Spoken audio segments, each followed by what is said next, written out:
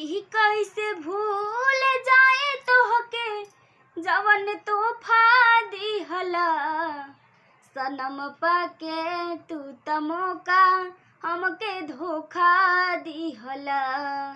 सनम पाके तू त मौका हमके धोखा दिहला।